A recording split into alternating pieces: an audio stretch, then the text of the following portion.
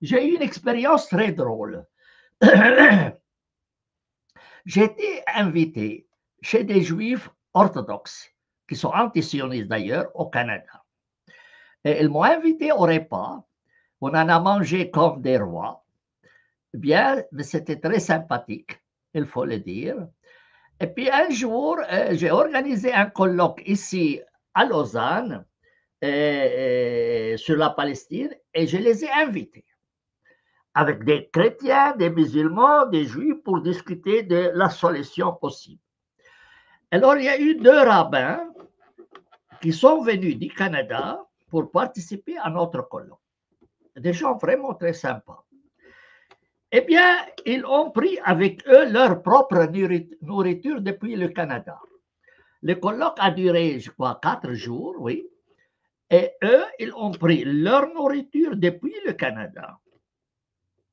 Parce qu'ils n'avaient pas le droit de manger de la nourriture des non-juifs. D'accord. Le 4e jour, ils n'en avaient plus de nourriture.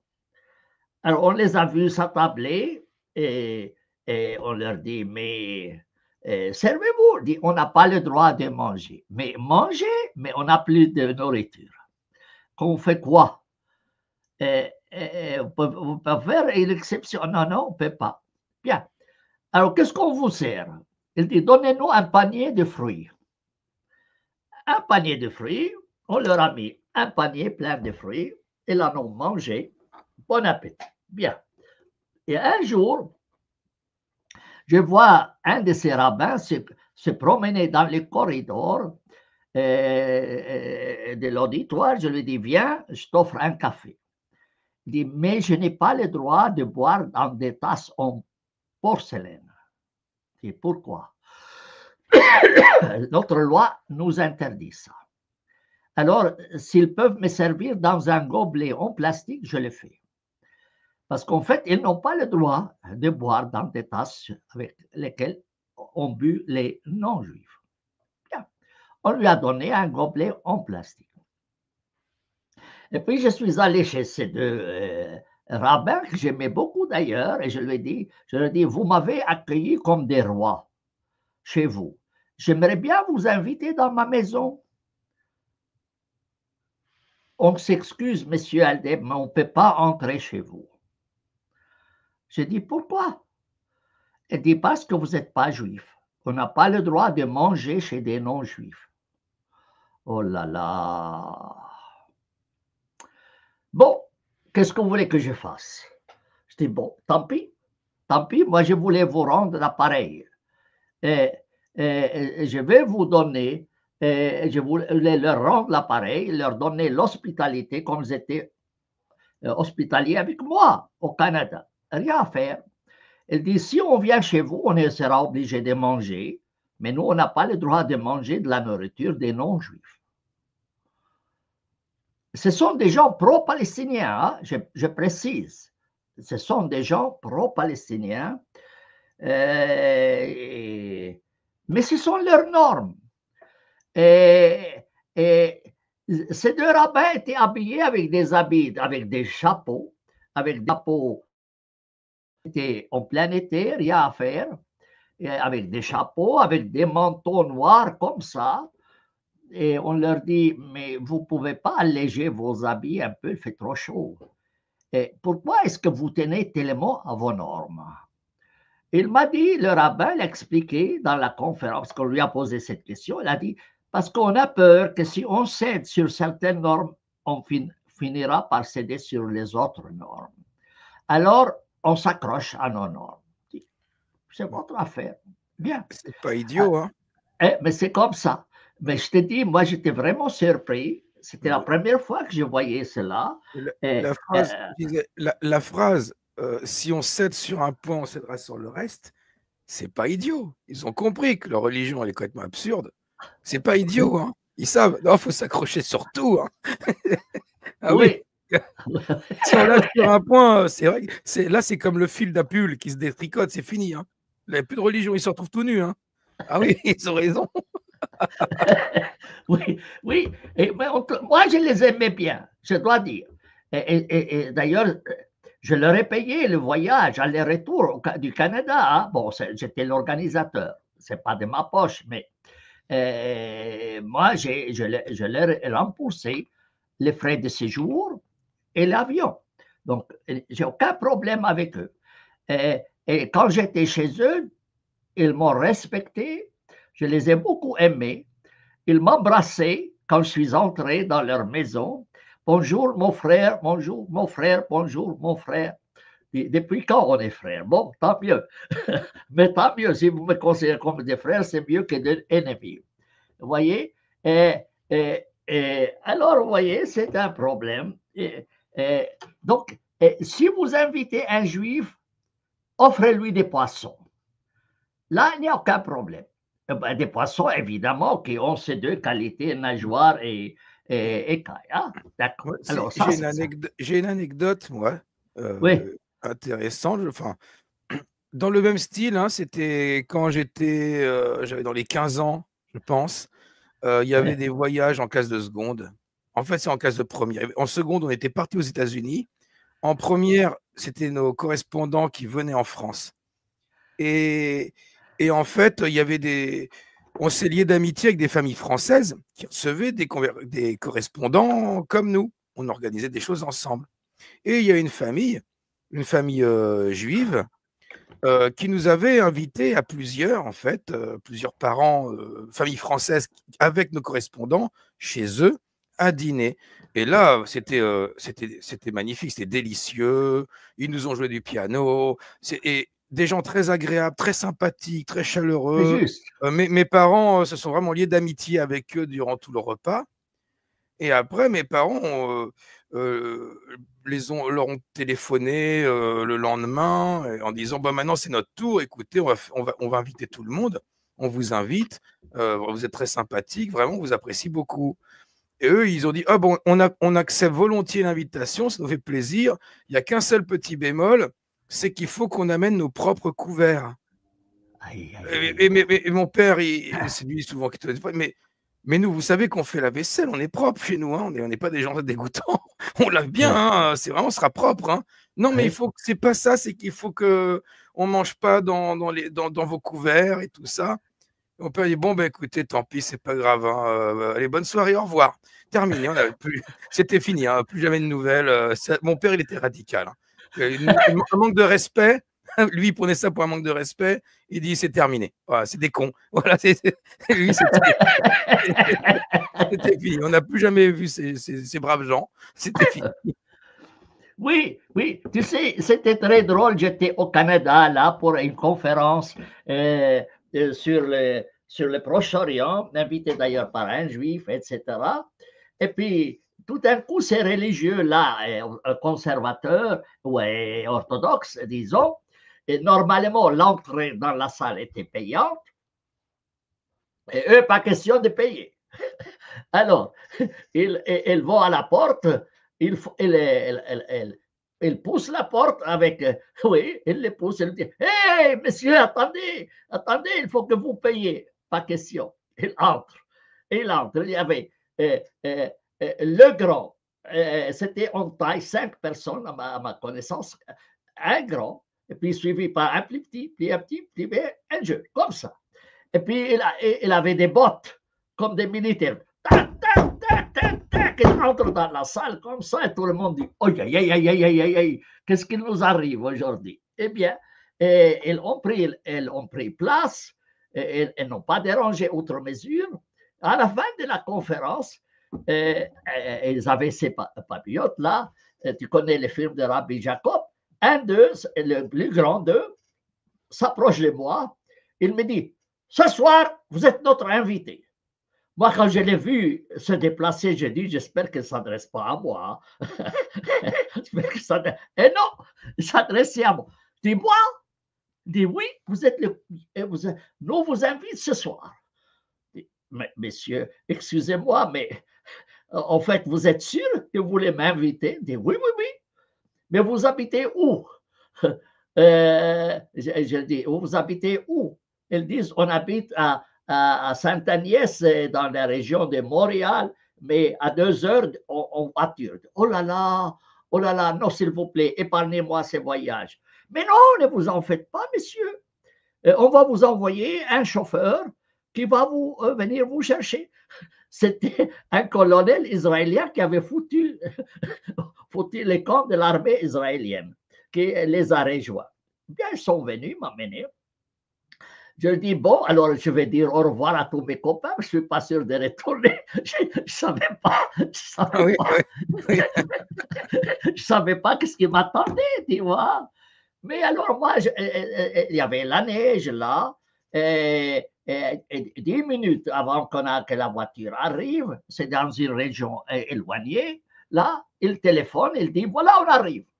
Alors on descend de la voiture et puis on les trouve tous en file indienne, les petits, tous les enfants là, et puis moi je descends, notre frère Samy, et puis chacun me prend dans les bras. Chacun me prend dans les bras. Je dis, aïe, aïe, aïe, aïe. J'ai jamais été aussi bien accueilli, tu vois. Et après, on est entré dans une grande salle où on a bouffé peut-être environ 2 heures, mais il y avait des rabbins qui étaient venus depuis New York, ou je ne sais pas où encore, pour assister à cette séance. Hein? Et il m'avait invité. Mais moi, j'ai pleuré. Hein? Il me dit, pourquoi vous pleurez, frère Samy? J'ai dit, j'ai jamais eu des contacts avec des juifs comme ça. On les a vus seulement avec les fusils. Puis vous êtes vraiment si sympathique. Ça me fait vraiment, c'est dommage que les autres ne soient pas comme vous. Tu vois, j'ai vraiment pleuré. Et je vous dis, pour cela, quand j'ai organisé ce colloque, il fallait les inviter. Je les ai invités donc au colloque, je leur ai payé le voyage, le séjour, etc., avec tout le respect. On leur a donné, il y a un qui a présenté aussi une conférence. Donc voilà. Et puis, arrivait cette histoire de nourriture, mais j'y peux rien. Mais j'y peux rien. Ils ne peuvent rien, les pauvres. Mais bon, il faut accepter que chacun a ses coutumes. Euh, euh, D'accord. Alors, si quelqu'un de vous veut intervenir, qu'il intervienne. Ça me fera plaisir de vous écouter. Venez raconter vos histoires. Mais pour cela, je me dis, c'est intéressant de connaître les normes des autres. Maintenant, la prochaine vidéo sera sur les chrétiens. Il y a quelques normes qu'on a vu te dépasser. Et puis après, il y a les normes musulmanes qui sont nettement moins compliquées que les normes juives. Bien. Alors voilà, on va vous laisser, puisque personne ne veut intervenir. Moi, dans 1 heure, je donne le même cours, mais en arabe cette fois. Je salue tous ceux qui sont sur le chat. Il y a maintenant 46 personnes qui sont sur le chat, qui sont en train de regarder cette vidéo. Je suis content. L'article en question, il est disponible gratuitement. Le télécharger, donc, le télécharger depuis le site de Academia, ici. Voilà, c'est un article qui m'a pris quand même beaucoup de temps à l'écrire. J'ai dû fouiller, quoi. On ne connaissait pas ces normes, mais moi, j'écris souvent sur des choses que je ne connais pas et sur lesquelles je vais apprendre. J'ai appris beaucoup de choses en écrivant ce livre, ce petit article. C'est un article de 32 pages. À 32 pages, donc avec beaucoup de références, de notes de bas de page, les sources. J'ai indiqué toutes les sources sur lesquelles je me suis basé. Donc, vous pouvez, voilà, là, il y a toute une série d'articles. Je vais vous la montrer d'ailleurs, cette biographie. Voilà, la biographie. Et une longue liste d'ouvrages que j'ai consultés. Voyez, Donc, je me suis donné de la peine pour écrire cet article. Bien. Et Bébert, je vais te laisser le mot de la fin, si tu es là. Et puis, on se donne rendez-vous à jeudi pour parler de la circoncision. On continue nos séances sur la circoncision. Donc, la semaine prochaine, on va parler de l'interdiction religieuse chez les chrétiens et les interdictions alimentaires religieuses chez les chrétiens et les musulmans. Venez nombreux. Bien. Bébert, le mot de la Oui. fin. Ah bah, j'ai pas grand-chose à dire. Merci beaucoup pour tout ce partage de tout ce travail, de partager tout ce travail gratuitement avec tout le monde. Les gens qui nous écoutaient via ma chaîne, abonnez-vous à la chaîne de Samuel Libre parce qu'il n'y a pas que les vidéos que je diffuse aussi sur ma chaîne. Vous avez tout un passif de longues années de vidéos très intéressantes sur plein de sujets en français. Donc, abonnez-vous à la chaîne. Voilà. Likez et partagez autour de vous. Et puis, rendez-vous au jeudi. Oui, on parlera des avantages de la circoncision. Oui, d'ailleurs, il y a eu un événement qu'on m'a communiqué du Maroc concernant la circoncision. Je ne peux pas m'empêcher de vous le dire. Il y avait des circoncisions collectives. Et il y a 8 des enfants circoncis dont les opérations ont échoué. Et ils ont été amenés à l'hôpital. Et il y a eu beaucoup de dégâts. Et maintenant, semble-t-il qu'il y aura un procès. C'est une association caritative qui a organisé ces circoncisions collectives sous la surveillance d'un médecin. Je ne sais pas qu'est-ce qu'il a surveillé, mais 8 enfants ont été transférés à l'hôpital avec des infections graves. C'est normal. Ouais. Ils circoncisent à la chaîne. S'il y en a 6 qui ont des infections graves, il y en a combien d'autres qui ont été circoncis? Ouais. Ils les font à la chaîne. Est-ce qu'ils stérilisent entre chaque enfant? Ouais. C'est n'importe quoi, ça. Oui, c'est vraiment, ça m'a rendu triste. Je vais enquêter sur ce cas. Je vais vous le présenter jeudi.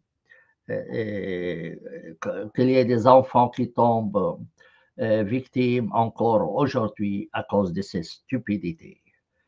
Parce qu'une fois que vous êtes, que c'est loupé, hein, vous pouvez le dire. Une fois que la circoncision est loupée, il n'y a pas de possibilité de retour en arrière. Hein. Une fois que vous avez donc, si c'est loupé, ça c'était au Maroc, la circoncision. Donc, une fois que c'est loupé, la circoncision, pourquoi exposer un enfant à un risque dont on ne connaît pas les conséquences? Ça, ça fait. Oui, il y aura un procès, d'après ce que j'ai vu dans les articles marocains, contre l'association et contre le médecin. Eh bien, on aurait pu épargner à ces enfants ces malheureux événements. Ça leur rendra pas ce qu'ils ont perdu, les pauvres malheureux. Ça, Tu connais l'anecdote, il y a un qui a été qu'on a condamné à mort par pendaison. On l'amène là où il fallait le pendre, on lui met la corde au cou, on lui dit, est-ce que tu as un mot à dire avant de mourir? Il dit oui. Il dit, j'espère que ça va me servir de leçon.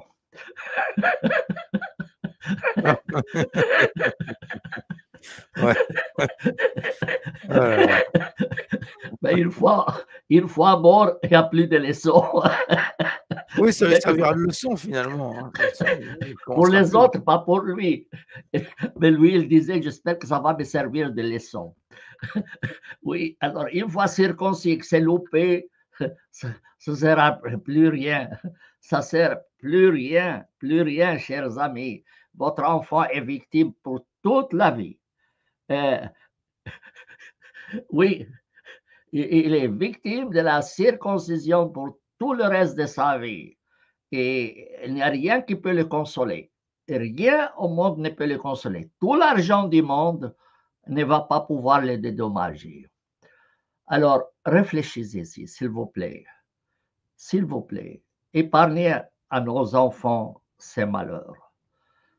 Ça me fait mal au cœur qu'on soit amené à ce point-là. Bien, chers amis, donc je vous donne rendez-vous à jeudi pour continuer cette histoire de crime de la circoncision. Et puis voilà, et à la prochaine. Ma salama. Bientôt en arabe, donc les mêmes cours. Ma salama.